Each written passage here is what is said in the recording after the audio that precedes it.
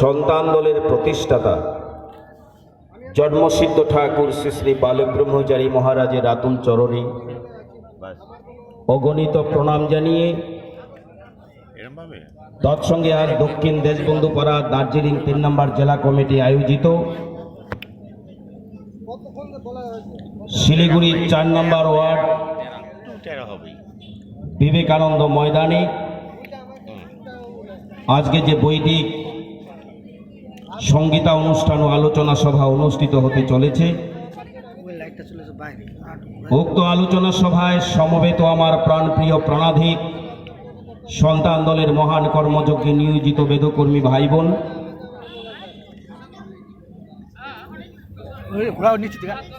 চার নম্বর ওয়ার্ড অত্র অঞ্চলের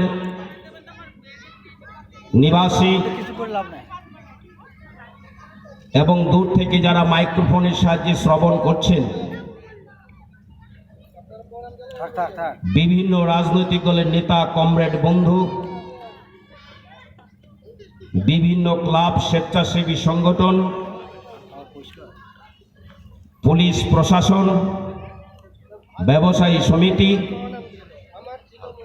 এই এলাকার শুভ বুদ্ধি সম্পন্ন শিক্ষিত মানুষ, সুধী নাগরিক বৃন্দ, সকলকে জানাই সন্তান দলের পক্ষ থেকে বৈদিক বৈপ্লবিক সংগ্রামী অভিনন্দন। রাম ও নারায়ণ রাম। আপনারা এতক্ষণ পর্যন্ত যার অপেক্ষায় আছেন, যেনারা আমাদের প্রতিবেশী রাজ্য বিহার থেকে এসেছেন, কাটিহার জেলা থেকে, বিহার রাজ্যের বিশেষ করে পাটনা পর্যন্ত যারা পরম পিতার বেদতত্ত্বের উপর বৈদিক চিন্তা ভাবনায় পরম পিতার প্রচার করে চলছেন, আমাদের সন্তান দল কেন্দ্রীয় কমিটির সহসভাপতি তথা বিহার রাজ্য কমিটির সম্পাদক সম্মানীয় তাপস সিনহা এবং সবিতা সিংহ, ওনারা প্রবচন এবং গুরুদেবের ভজন এখানে ওনারা করবেন, আপনারা সকলেই শুনবেন হিন্দিতে। তাই আমি আমার আলোচনা দীর্ঘায়ু না করে সংক্ষিপ্ত আকারে শুধু দুটো কথা আপনাদের সামনে আমি বলতে চাই যে জন্মসিদ্ধ ঠাকুর শ্রী শ্রী বালক ব্রহ্মচারী মহারাজ পৃথিবীতে কেন এলেন, তার আসার উদ্দেশ্য এবং লক্ষ্য কি, এ সম্পর্কে বাংলা ভারতবর্ষের বিভিন্ন দল, বিভিন্ন সম্প্রদায়ের মানুষ সকলেই কম বেশি অবগত আছেন। বিশেষ করে আমরা ভারতবর্ষের মানুষ, বাংলার মানুষ, উত্তরবঙ্গের মানুষ, দার্জিলিং জেলার মানুষ, শিলিগুড়ি শহরের মানুষ, আমাদেরকে দুটো বিষয়ের মধ্য দিয়ে এখানকার ধ্বজাধারী ধর্মগুরুরা, হিন্দু, মুসলিম, বৌদ্ধ, খ্রিস্টান, পারসিক, জৈন, বিভিন্ন সম্প্রদায়ের মানুষকে এখানকার ধর্মগুরুরা, ধর্মযাজকরা তারা ভুল ব্যাখ্যা দিয়ে মানুষকে যেমন বিপথে পরিচালিত করে চলছেন, যার কি হচ্ছে ভাই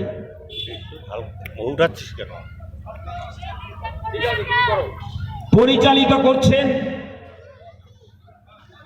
ধর্মের ভিত্তিতে, ঠিক তার পাশাপাশি আমাদের দেশের তথা পৃথিবীর রাষ্ট্রসংঘের যারা দায়িত্বে আছেন, বাংলা ভারতবর্ষের যারা শাসক ক্ষমতায় আছেন, তারা রাজনীতির নামে বাংলা ভারতবর্ষের মানুষকে, বাংলার মানুষকে, উত্তরবঙ্গের মানুষকে, দার্জিলিং জেলার মানুষকে, শিলিগুড়ির মানুষকে বিভিন্ন রাজনৈতিক দলে বিভক্ত করে ধর্ম এবং রাজনীতির নামে দুই সারাশির চাপে ভারতবর্ষের 150 কোটি মানুষ, পৃথিবীর 800 কোটি মানুষ, বাংলার 10 কোটি মানুষ আজ তাদের ওষ্ঠাগত প্রাণ।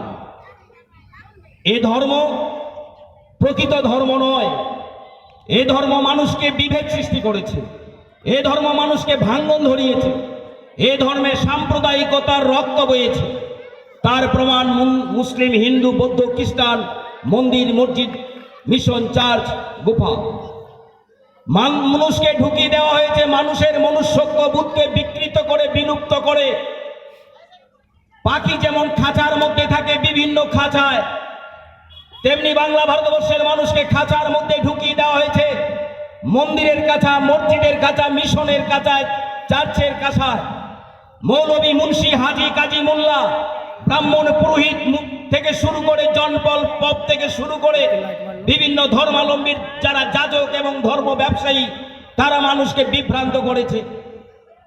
আমাদের পরম পিতা জন্মসিদ্ধ ঠাকুর শ্রী শ্রী বালক ব্রহ্মচারী মহারাজ বলছেন, তোমরা যে ধর্ম করছো এটা প্রকৃত ধর্ম নয়, এটা হচ্ছে ধর্মমত, প্রকৃত ধর্ম হতে পারে না।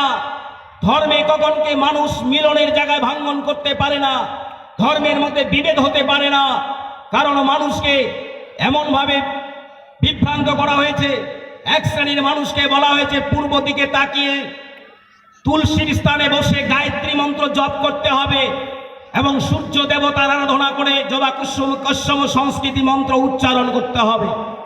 আর এক সম্প্রদায় বলছে এটা প্রকৃত ধর্ম নয়। কোনটা ঠিক? না, পশ্চিম দিকে দাঁড়িয়ে মসজিদে গিয়ে নূর রেখে আলকাল্লা পড়ে, টুপি পড়ে, লুঙ্গি পড়ে আল্লাহ তাআলার নামে 5 ওয়াক্তের নামাজ পড়তে হবে, তবে আমার খোদাকে আল্লাহকে পাওয়া যাবে। আর এক সম্প্রদায় বলছে না, এটা ঠিক নয়। তাহলে কোনটা ঠিক? ওই আমার গড যিশুর নামে মিশনে বা চার্চে গিয়ে একটা মালা পরে ক্রস চিহ্ন দিয়ে গডের প্রার্থনা করতে হবে, তবে গড বা যিশুকে পাওয়া যাবে। এটা বলছেন এক সম্প্রদায় ধর্মের মানুষ। আর এক ধর্মের মানুষ বলছে না, এটা ঠিক নয়। তাহলে কোনটা ঠিক? ওই নেপালের শাক্য রাজা বংশে অশ্বত্থ গাছের তলায়, বট গাছের তলায় বৌদ্ধদেবের আরাধনা করতে হবে, তবে আমাদের বুদ্ধদেবকে পাওয়া যাবে। কিন্তু প্রকৃতপক্ষে একটা হিন্দুর ধর্ম, একটা মুসলিম ধর্ম, একটা বৌদ্ধ ধর্ম